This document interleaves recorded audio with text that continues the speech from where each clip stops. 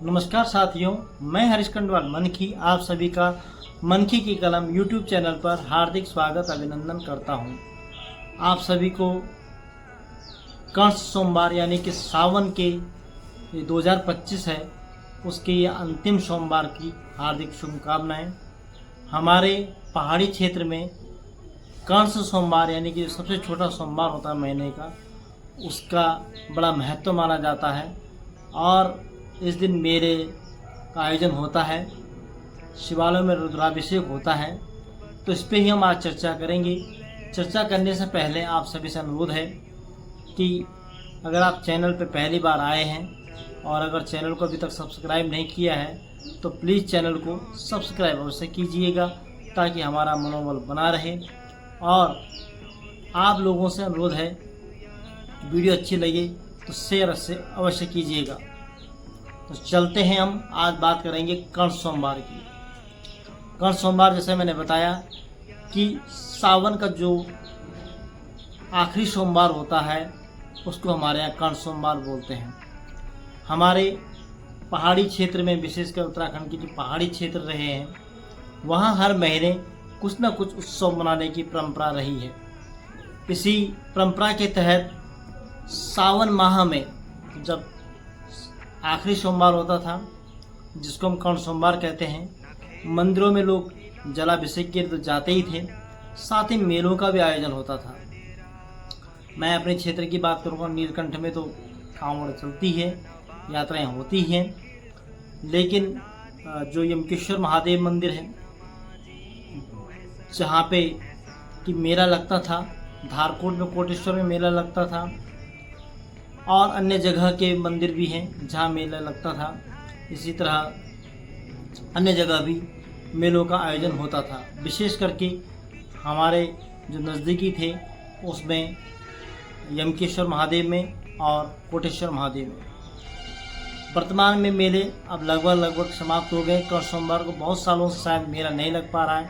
एक तो बरसात का मौसम होता है, नदी आ जाती हैं और जो मेले में जाने वाले उत्सुक लोग होते हैं वह नहीं जा पाते हैं। ठीक एक सप्ताह बाद जन्माष्टमी का मेला भी लगता था।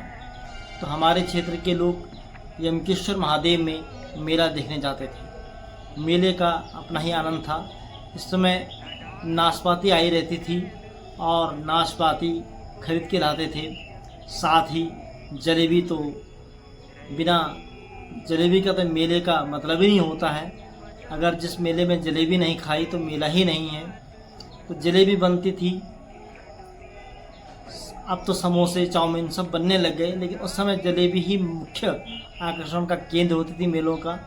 और जो माताएं बहनें होती थी वह मेले में इसलिए भी जाती थी कि मायके से उनके लिए गुंडू, पत्यूड़ और मक्की लेके उसके मायके वाले लेके आते थे। और अगर किसी के मायके में नहीं होते थे तो ससुराल पक्ष से वह अपने मायके जो है मक्की, पत्यूड़ ये सब लेके जाती थी।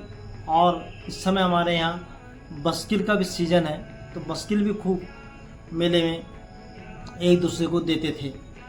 साथ ही बरसात में जो माताएं बहनें होती थी उनको एक दिन जो है काम से फुर्सत मिलती थी और विशेष तौर पे वह कंस सोमवार के दिन या जन्माष्टमी के दिन मेले में जाती थी, क्योंकि बहुत समय बाद फिर मेला लगता था।